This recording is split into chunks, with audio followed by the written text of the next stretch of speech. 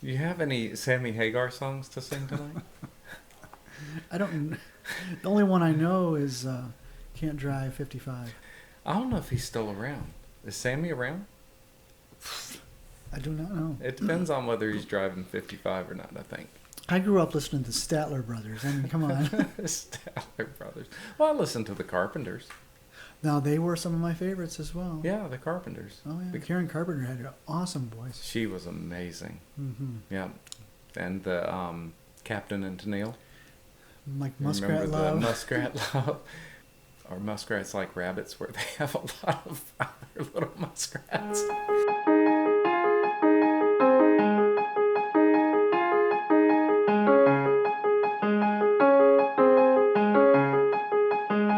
Well, I was thinking about our video from last time.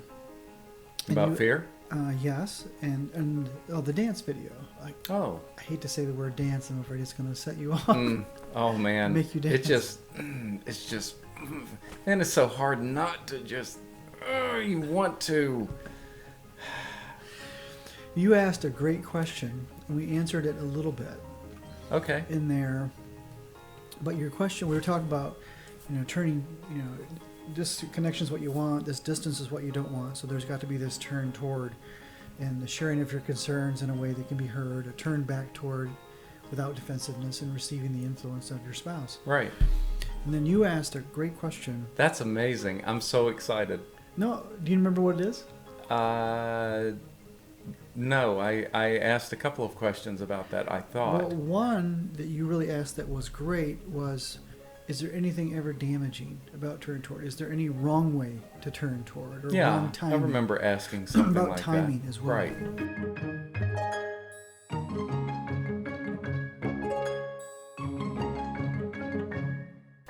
And I said, yes, absolutely there is. And I talked a little bit about it, but then I said, we'll have to do a whole new video on yeah, so my whole thought process on that was, you're in the heat of the moment, and you've got all of these different things that are going on. And I don't know if it's a man thing or it could be, one side or the other. But I know for me, it's just like a spark. And you say something stupid, and you're sitting back and thinking, oh, that was so stupid. And then it turns into this little 5-minute or 10-minute or 45-minute thing. And then all of a sudden, I'm getting to a point where I'm like, okay, I've said what I need to say. I'm okay. But Lisa could be, she's not quite ready. So I'm ready to turn toward and say, okay, this is ridiculous. Let's repair this thing. And she's not ready. So that's where I'm coming from. Is there that time where you want to turn toward, but it's not beneficial to do so? Yes, absolutely. Okay. There's a proper time to do it. If both people are ready, turning toward is wonderful. Because this is so good and this feels so bad. So why wouldn't you want to have this emotional, relational connection again? Well, you do. So turning toward is wonderful, but the question is, what if the other person isn't ready to turn toward yet? Exactly. Well, what do you do? And the answer is you wait. You wait until they're ready.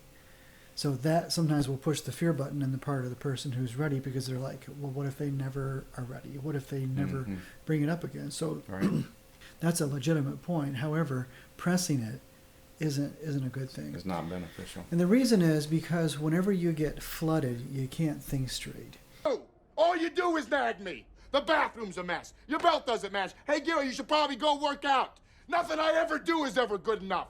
I just want to be left the hell alone. Flooding is a condition known where you just change positions of the brain as far as thinking. The brain thinks from bottom to top and right to left. That's just the flow of the brain. Okay. Up here, you're having the prefrontal cortex and cortex. This is the best part of your brain. All the brain's good, but this is just the best part of your brain. It's the executive functioning part where you problem solve or you problem manage. Right now, hopefully, we're using this part of our brain and kind of talking about things and thinking about things. But we're in a calm state, so Exactly. it's easy to use that part of your brain during that But time. if you're not calm, you're thinking out of the part between the eye and the ear in a little bit. It's the emotional seat of the brain, and that part of the brain is the fight, flight, freeze, or pee your pants area of your brain. I mean, you're so stirred up, and you get into that part when you're really angry or really fearful or both, Right. and you just can't think straight. So if one person or two, but even if just one is in that part of the brain, they just can't think straight, you've got to give them time in order to be able to deflood so that they can enter the better part of the brain and to talk about it. If you are ready to turn towards, or if she is ready to turn towards, but you're not, the other person is still over here, Yeah. and you're supposed to give time, how do you turn towards to let them know that you're okay and you're ready without just frustrating them because you're okay and you're ready to move forward, but they're not. So you don't want to go and continue to frustrate them, but you do want them to know, You're right. hey, I'm okay. Yes. So whenever you're ready, just let me know.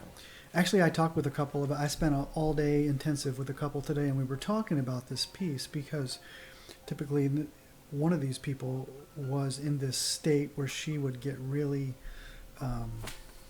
flooded very quickly and very easily, and then need time to calm down. Right. So what the advice I gave to them was that I want you to go check.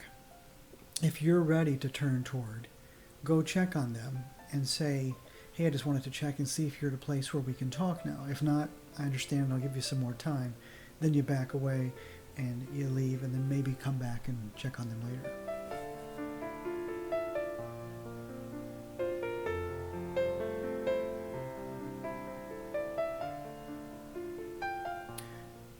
Doesn't that open the door for it to continually get worse if they're not using this part of the brain and they're still over here and they respond wrong to you at that point? Yeah, it's possible, but if you do it lovingly and gently and in just a really wonderful, caring way, most likely it will go over well, Okay. and maybe even help to bring them back around a little bit quicker, just to be able to say, hey, I just wanted to check on you. I'm in a good place where I'm ready to talk, and I wanted to check to see if you were ready. If you're not, I want to give you some more time, but I just want to check on you and see how you're doing. And if the person says they're ready, then you can go ahead and talk. If they say I need more time, then you just give them more time.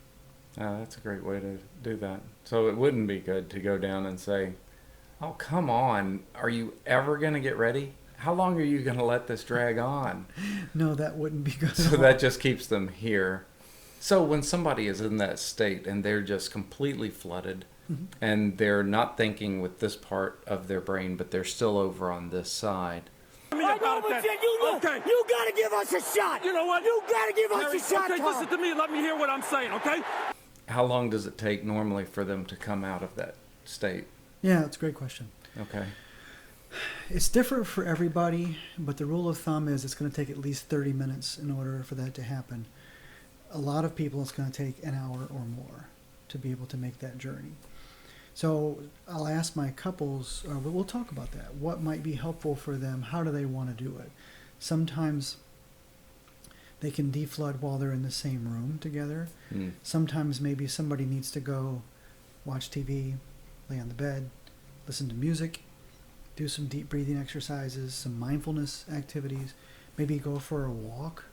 Right. I usually don't encourage going for a drive. Okay. Probably not a good idea. But, I mean, some people do, and it cools them off. Blessings on them, but Yeah. I'm a little concerned about putting somebody behind a wheel when they're flooded. I So, understand that. and I think you can get to the place, too, where couples really do desire this so much, and they can really begin to be present for one another.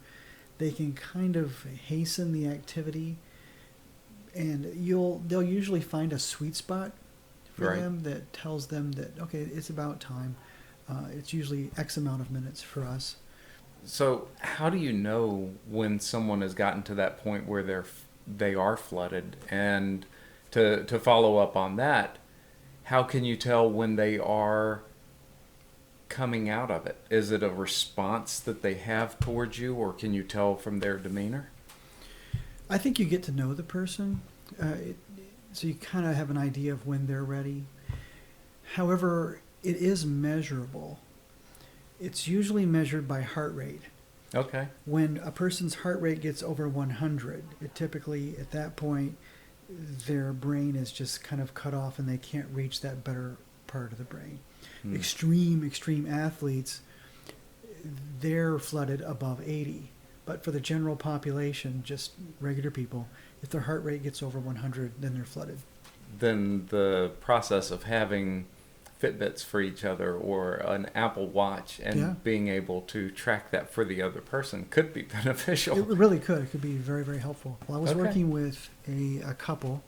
This person was actually a therapist here in town, and he and his wife were coming to see me, and they've been working on a lot of things, and we're working really hard. And they were on a trip on their way out of town, and an argument happened.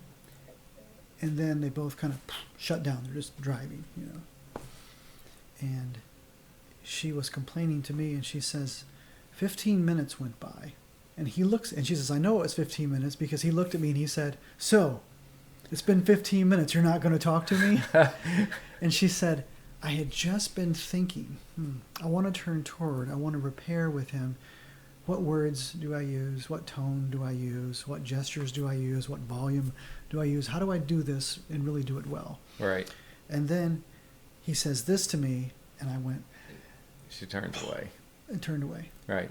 And so I said to her, okay, so what's your best guess about how much more time you needed in order to be able to be ready to talk to him? She said, probably 2 more minutes. And then her husband goes, dude, are you serious? That's all you needed was 2 more minutes? And she says, yeah, I think so. Then he looked at me and he said, it was biological, wasn't it? And I said, yeah, it was. Yeah. She just hadn't yet gotten to the place where she could formulate what she wanted to say in a wonderful way. So he jumped the gun.